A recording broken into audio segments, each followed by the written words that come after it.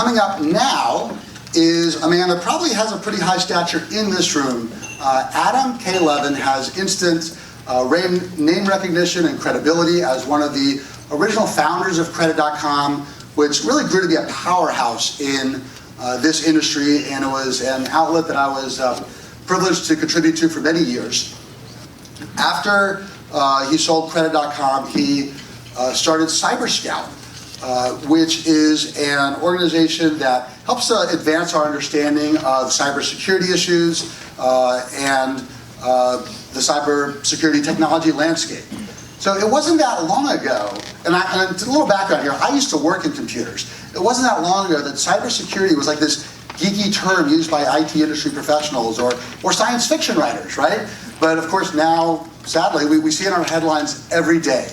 It affects the credit and credit card industries a lot, and more importantly, it affects our readers. So Adam is also the former director of the New Jersey Division of Consumer Affairs, and I'm really looking forward to what he has to say. So where is Adam? Is he? There he is. Adam Levin. Pleased to have you here.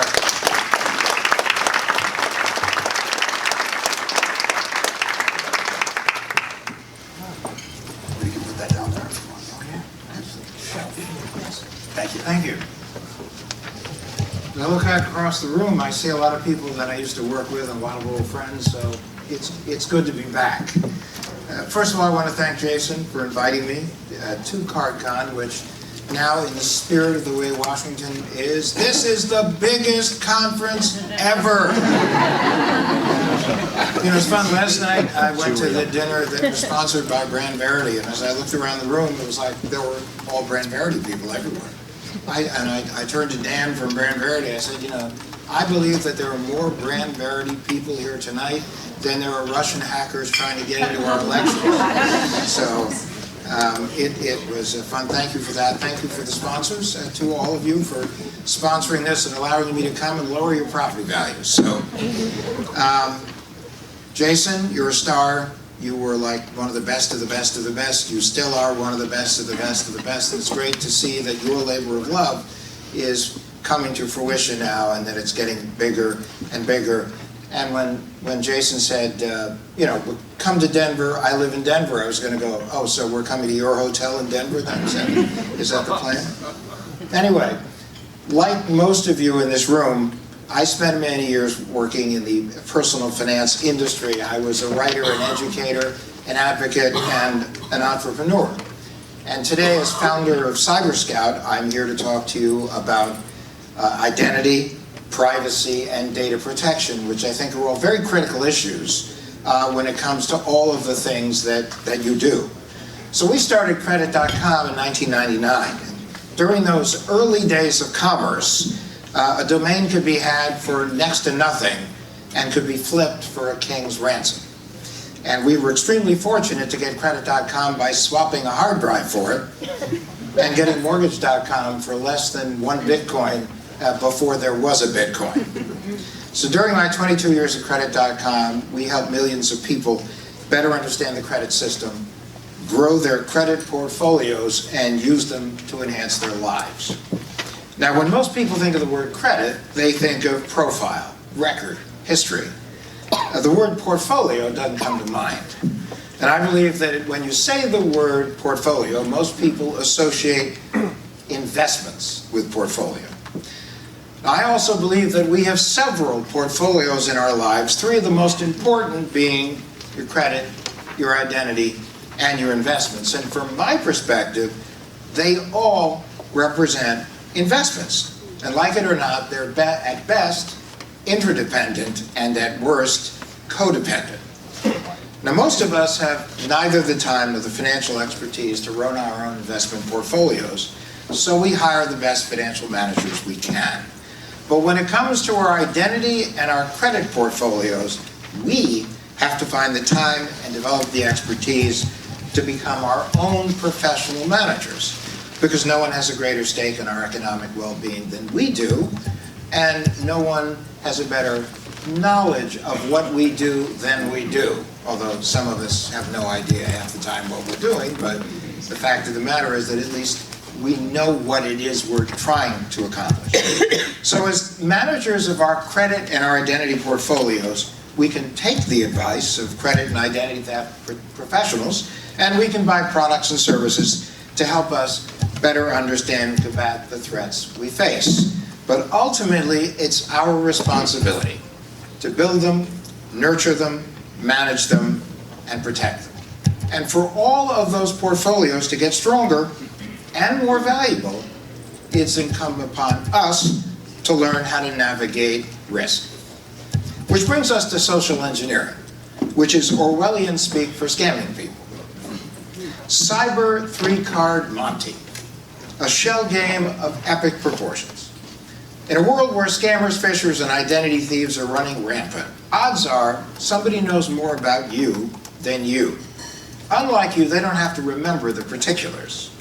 They pieced it together from your private and what you thought, from your public and what you thought were private, information overshares on sites like Facebook, Instagram, Twitter, LinkedIn, even your product reviews, or they bought them for pennies on the dark web. It's all right there. They know how to be you well enough to take you for everything you've got. So let's look at a few horror stories. I love horror stories. Remember, scaring is caring. Don't forget that. So, you remember the WannaCry ransomware nightmare that rolled across Asia, Europe, and the United States? Over 300,000 digital devices in 150 countries that were using pirated or outdated Microsoft basically were rendered useless. Some of the largest organizations in the world, FedEx, Maersk Shipping, huge telecoms, huge transportation networks, even the British National Health Service, they were reduced to pencil and paper. So let's take it down a notch. You own a film company. You get an email from your producer saying that we need $20,000 wired to an Indian organization who's doing transportation for us in an area where we're shooting. As luck would have it, as this fellow is about to press the send button on the wire, one of the producer's assistants walks by and he said, "By the way, I'm taking care of the wire that your boss asked me to do." The response was, "What wire?" The only reason they didn't get swindled was because of dumb luck. And if you think this is an outlier, two of the largest, which will go nameless, technology companies in the world wired combined $10 million to a company that didn't exist. I'm sorry, $100 million to a company that didn't exist. But because they were two of the largest technology companies in the world, they got their money back. I'm not so sure any of us in this room would be so lucky. So here's another tale from the cyber crypt. Artificial intelligence is now capable of producing voice deepfakes. Now you've seen all the video deepfakes that can trick most people.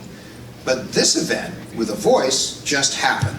The CEO of a portfolio company received a phone call from the CEO of the parent company saying, "Listen, I need you to wire $200,000 to this account.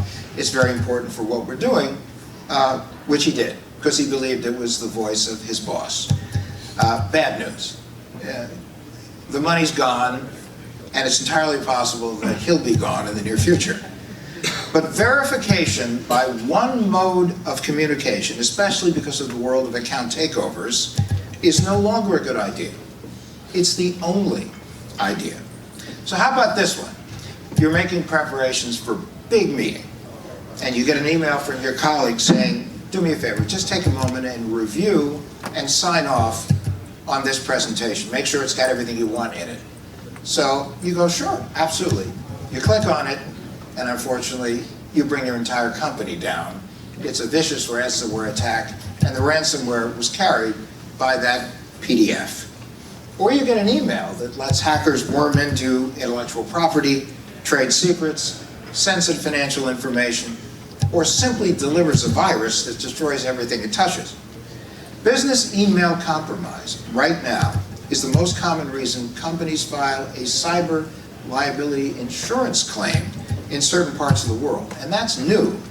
It used to be ransomware, although next week probably it will be ransomware again. Things change, methods do, but threats abide. Okay, so next one is, we categorize this as awkward. You work for a publicly traded company and have been fairly active on your Twitter account. Suddenly you receive a slew of complaints saying that, unbeknownst to you, you've been tweeting racial slurs. Panicked, you try to log on, but you're locked out. And oh, by the way, your boss is a member of one of the groups that's being insulted by your Twitter account. Can something like this be avoided? Now, I'm sure you want me to say, yeah, it can be. The answer is, I can't say that. And then there's this. A couple years ago, we had one of our privacy exchange conferences in Arizona. One of the speakers was a world-renowned election security hacker. And he began his remarks by saying to people, I want you to go into your phones now, I want you to check your settings, and I just want you to make sure you're on the right Wi-Fi network so that you can share all the stuff that I'm about to show you. One of them was named, Do Not Use This. He waited quietly, and then about 5 minutes later he said, now here are the 30 people that are actually using the Do Not Use This network. This was a cybersecurity conference. The attendees were business leaders concerned about cybersecurity. And they come to Scottsdale to learn about how not to become victimized by a cybersecurity fail.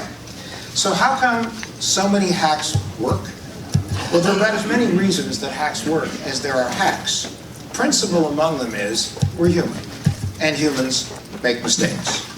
Now, unfortunately, Dave, when you use the word management in connection with the word information, it's more fiction than fact, because too often cybersecurity remains aspirational.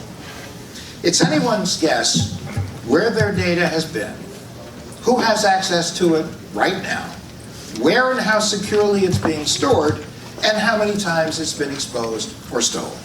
Consider the recent discovery of 420 million unprotected phone numbers and user IDs associated with Facebook accounts. So my friends, be prepared to be spammed, spoofed, and scammed while you wait for all those unwanted scam, spoof calls that are going to be rolling in. And then in the past few days, I trust you heard that Jack Dorsey, his Twitter account was hacked. Many believe that was a result of a criminal getting their hands on his phone number. Phone numbers have become our principal identifier these days, in case you haven't remembered. They're rarely changed, and practically every account that we use, every site we go to when they're looking for contact information, they either ask for your email address or your phone number or both. And trust me, when they get hacked, hackers come. So because we live in a world of endless threats and limited knowledge, even the smartest among us will get got by perhaps people who aren't the smartest among us. If you click on the wrong link, you could trigger a ransomware attack that locks you out of your network and freezes your data permanently. Oftentimes, not because a band of battle-tested, sophisticated hackers refuse to give you the decryption key even after you say, I'll do it, I'll give you whatever you want, but rather because amateurs are using crime tools purchased for a pittance on the dark web that have unleashed the furies, and they have no idea how to get anything back in the bottle again. So what do? Well, the first thing you do is face reality. Breaches have become the third certainty in life behind death and taxes. And cyber war has replaced the Cold War.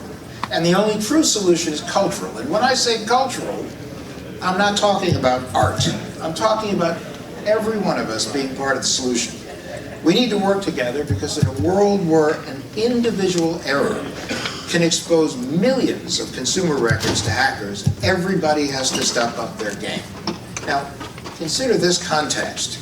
There are more than 26 billion, that's Dr. B, Dr. Evil, pinky to the lips, B, billion, and counting, connected and therefore hackable, devices often secured by nothing more than a manufacturer default password that is for sale right now on the dark web. And all of these devices are creating a permanent record of our online and in some cases offline movements.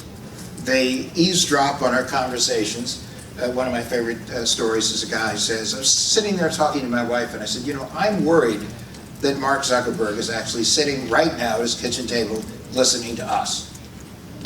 My wife laughed, Alexa laughed, Siri laughed. So they're eavesdropping in our conversations, they're capturing our images, and they're transmitting them back to manufacturers, or hackers, or the government. So depending upon who you talk to, we either live in a surveillance economy, a surveillance society, or things are great. While our technology makes us powerful, it also makes us vulnerable. We've experienced a supernova-like expansion in our collective attackable surface. Every minute of every day, every government agency, every business, and every consumer is under assault. Now, we can't see the enemy. Oftentimes, we have no idea who or where he, she, it, or they are. They may be working on behalf of a nation state. They could be a collective doing it for profit. They could be terrorists. Or they could be President Trump's 400-pound hacker on a laptop on a mattress in his mother's basement in New Jersey.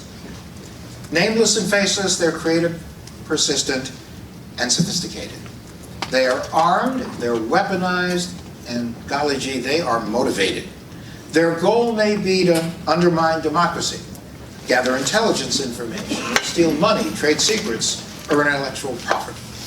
Large and small criminal enterprises are looking to pilfer credit cards, hijack credit lines, redirect wire transfers, divert tax refunds, and access medical benefits. Some criminals will even assume a stolen identity to elude capture and leave the trail of breadcrumbs coming back to the victim of the crime. Now, the breach of a rather large, shall we say nameless, credit reporting agency that just made a deal with the feds for $700 million, while a watershed, was not the floodgate that it was made out to be.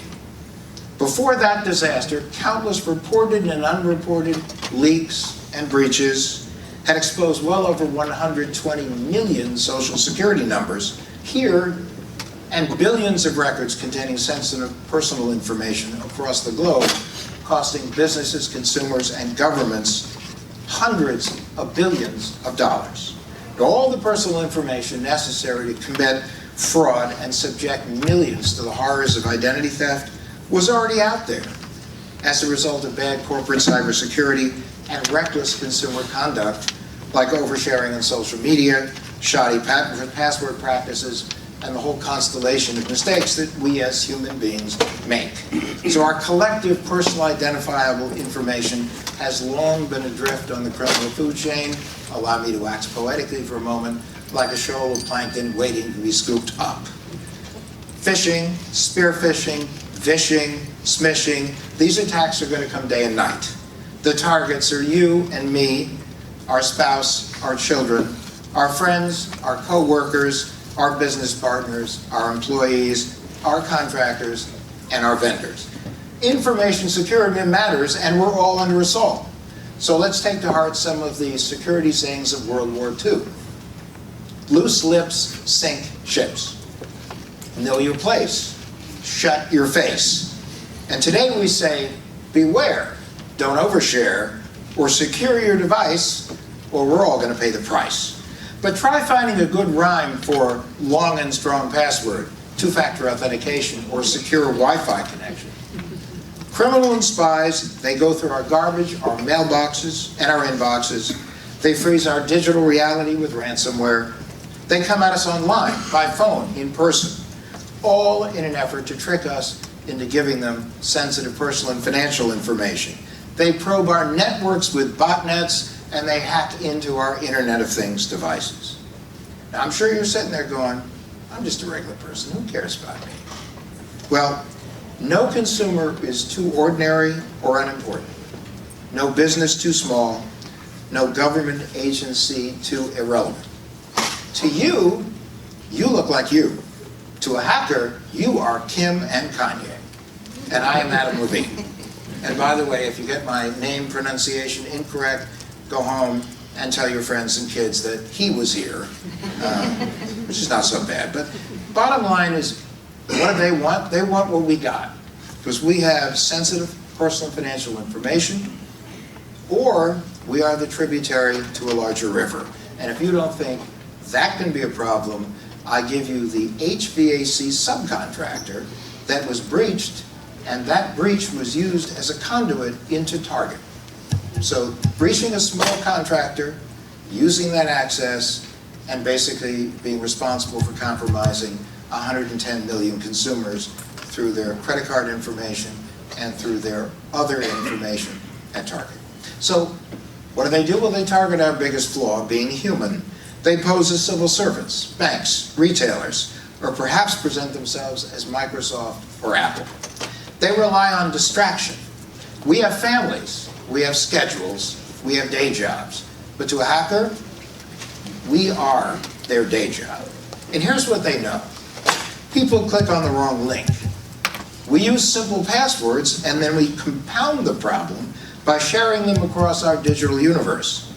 We don't enable two-factor authentication.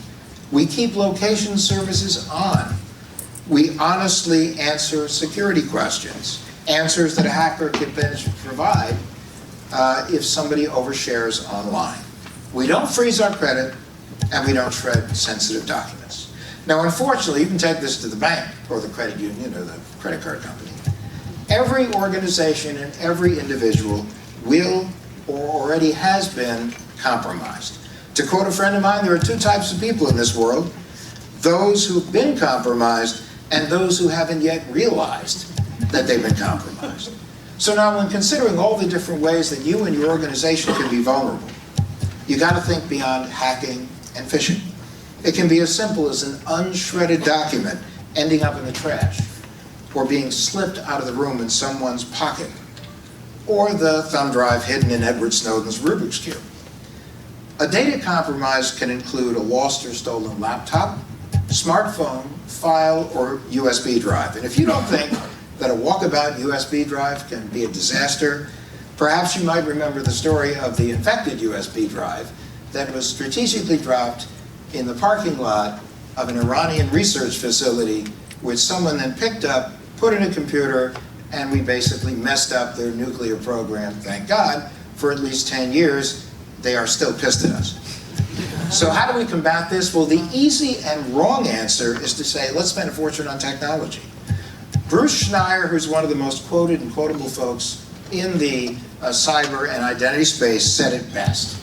If you think throwing money at technology can solve your security problems, then you don't understand security and you don't understand the technology.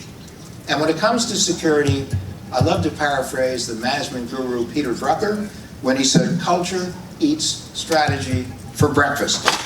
This is all about culture.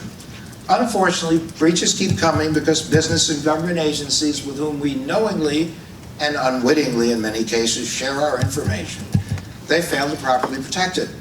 And unfortunately, where we can, we kind of mess that up too. So consider the privacy paradox. Over 74% of American consumers view privacy as one of the most important issues in terms of being in jeopardy online. But 75% of them are willing to make a deal with the data devil, voluntarily sharing insane amounts of personal information, thereby sacrificing the privacy that they claim to be concerned about in order to get what they want as conveniently as possible. If it's newest, biggest, shiniest, brightest, they want it. So while politicians posture, Congress holds endless hearings, and regulators negotiate with various business groups, consumers have to bear the burden of what I call this shared responsibility.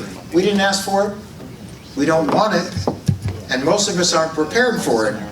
So how do we deal with it? Well, in my book, Swiped, I present a framework to help consumers and businesses do just that, and I call it the 3 M's, and information security professionals. You segment all the data you collect, and then you limit access to people based on right to know and right to use. You use encrypted email, but you always say to yourself, anything I put in an email is probably the equivalent of skywriting. You only allow mobile devices to connect to your secure network if they comply with your strict security protocols. You collect only the data you need, hold it for only as long as you need it, and then you securely destroy it. And the same holds true for computers, printers, copiers. Their hard drive keeps a record of everything you run through them. So never forget the fact if that gets in the wrong hands, you have a problem. Your privacy policies and terms of use are clear and concise. You carefully screen and constantly monitor your vendors because if they're breached, you're breached. Think back just a few months ago with Quest Diagnostics and American Medical Collection. American Medical Collection ended up being breached. 20 million consumers were victimized, and they were involved with several different companies. And you have cyber liability insurance. Very important, especially for everybody in this world, the kind of information you have. Okay, so now, number 2, monitor your attackable surface. These are a little shorter. For consumers, you view credit reports as required reading. And when you see something, you say something. You think of your credit scores as your GPA for life. Because if your credit score takes a sudden precipitous drop, there's only 3 rare reasons. You didn't pay a bill on time, you're using too much of your available credit, or you're a victim of identity theft. So you really need to know all of those 3 things. You've signed up for transactional monitoring alerts from your financial institutions and credit card companies that notify you anytime there's activity in your accounts, because I guess you know that millions of credit and debit cards are for sale on the dark web by zip code, all designed to evade bank tracking systems. They may miss it, you won't. You always review explanation of benefit statements that come from your health insurers. We had a woman that we helped on one day, opposite sides of the country. Sperm viability test, pregnancy test. She was 72. You've purchased sophisticated credit monitoring, identity monitoring programs. You need to do that. You need to know the moment something bad about you is going on, you need to know about it. If you're a business, you continually scan your systems for vulnerabilities. You always perform penetration testing, and you make sure there are no security holes that are created when you initiate a new program. Because a lot of times there are misconfigurations. They can bring you down. And the bottom line, to paraphrase Ronald Reagan, you always question, you always verify, and you never trust. And the third M, manage the damage. If you're a consumer, well, number 1, you'd never do it yourself. You don't want to do it yourself, or else you have no life, no family, whatever. You use professionals that you access through programs offered for free or at deep discounts as a perk of your relationship with your insurer, your financial services organization, or your employer. Now, if you're a business, I want everyone to put on your Game of Thrones hat. A breach is coming. You have to have a plan. Wouldn't be a bad idea to have a few dragons. But if you can't find a dragon, your plan has to be inclusive. There has to be HR, technology, law, communications, very important. Because you need to know how to plug the leak, how to get your stuff running again, who to notify, when to notify them, and what to do for them. Your plan has to be flexible. It has to be exhaustively gamed. Your employees have to be trained as if they were sailors on a nuclear submarine to respond almost by muscle memory, so that you're ready for prime time at the moment you have a problem, and you've also pre-vetted a cybersecurity firm that you have on speed dial. The manner in which an organization responds to a breach is a defining moment in the existence of that organization. And a proper response requires effective communication, playing it straight with regulators, and doing right by customers and employees. Be honest, be accessible, and understand that many will be terrified and almost all will be really angry. Also remember, cookie-cutter solutions don't cut it. The dangers extend far beyond fines, penalties, regulatory interactions, or litigation. If an organization fails to respond urgently, transparently, and empathetically to a breach, Its biggest loss will be the erosion of trust by its partners, consumers, employees, and could become a near extinction level event. So in closing, I see everyone going, in closing, cybersecurity is not a spectator sport and there are no victory laps. Because it's a global issue, it is not going to stop at our border regardless of the wall that we think we're building. While at present we can't defeat it, we can make businesses, governments, and consumers safer, but only if we all agree to cooperate, collaborate, and communicate like we're doing today. Thank you.